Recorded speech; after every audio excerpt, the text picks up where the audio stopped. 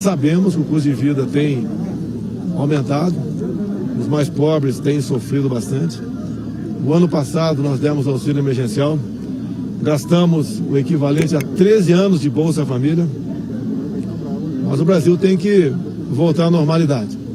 Graças até a medidas econômicas tomadas em 2019, quando o Brasil realmente apontou para a decolagem, né, na questão da economia.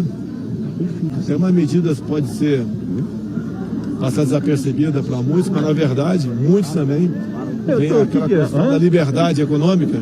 Naquela época chamada... Então, pessoal, não dava para saber se o Guedes estava tendo um troço ali, porque também o calor de Brasília, né? O Guedes que está acostumado ali com ar-condicionado e tal, aí Bozo botou ele no sol ali, 30 e poucos graus, ele tava sentindo, né? Tinha alguma coisa esquisita acontecendo. Agora, a quantidade de mentira também que o Bozo contou nesse vídeo aí não é brincadeira, né? Às vezes nem o Guedes estava acreditando, né? Então eu coloco aqui pra vocês, né, que quando o Bozo disse que em 2019 o Brasil tava decolando na economia, né? Ele tá falando disso aqui, né? PIB do Brasil cresce 1,1% em 2019, menor avanço em 3 anos. E assim, o setor, digamos assim, mais nobre, né, da economia, que envolve mais pesquisa e desenvolvimento, tecnologia, que consegue exportar valor agregado, tal, que é a indústria, é também o setor que tem os salários médios mais elevados, fechou 2019 com uma queda de 1,1%. E assim, você pode falar, mas 2019 foi o primeiro ano do Bozo, tal, ele ia melhorar a situação depois. Não era o que os dados vinham apontando, tá? Então, você pega o dado de janeiro, por exemplo, que foi basicamente o último antes da pandemia, vendas do comércio caem 1% em janeiro e o setor tem segunda queda mensal seguida, tá? E comércio, hein, que é o setor de serviço, que é o setor que representa 70% da economia. Então vamos continuar aqui com o show de mentiras do Bozo hoje. Convidei o Paulo Guedes a conversar com vocês. Todos nós queremos o bem do Brasil. O mundo vive uma situação complicada na economia, o mundo todo, não é apenas o Brasil, né? A inflação chegou a 2 dígitos, uma preocupação nossa, não há dúvida. Mas existe a lei da oferta e da procura. Paulo Guedes eu conheci praticamente um ano antes das eleições. Uma pessoa que eu deposito total confiança nele. Foi excepcional o trabalho dele em 2019 e melhor ainda em 2020.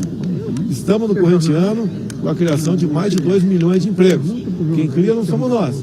É iniciativa privada, mas ela só cria porque tem respeito e confiança em nós. Esse negócio da criação de vagas de emprego vai ser a maior bandeira do Bozo para 2022, tá, na eleição. Ele vai dizer que criou, sei lá quantos milhões de empregos, tá? Só que assim, em 2020, a partir de janeiro de 2020, o governo Bolsonaro promoveu mudanças no CAGED, tá? Que é o Cadastro Geral de Empregados e Desempregados. Essas mudanças inflaram os dados da criação de empregos no Brasil. Inclusive, os especialistas dizem que essas mudanças foram tão profundas que não tem mais como você comparar os dados do CAGED do antes e do depois da mudança. Inclusive, o próprio Itaú criou um indicador próprio, tá? Por não confiar mais nos indicadores do governo sobre desemprego. E muita gente no mercado também já desconfia desses dados do governo e tal. Então o que mudou de maneira substancial com essa reforma que o governo fez do CAGED em janeiro de 2020? Tá? Primeiro, agora todo mundo tem que usar o e-social e a questão dos temporários se tornou obrigatória. Então agora você tem que cadastrar todo o emprego temporário que você criar. E antes era facultativo você registrar as vagas temporárias. Então tem até um estudo mostrando que antigamente só 17% das vagas temporárias eram contabilizadas, né, no dado do desemprego. Agora são basicamente 100%. Então isso já alterou bastante o dado. Segundo, tá, essa nova regra que passou a valer em 2020 tornou as penas para quem não registra os dados lá no e-social mais graves. E o que isso levou? Isso levou a uma notificação maior, né, da criação de vagas de emprego.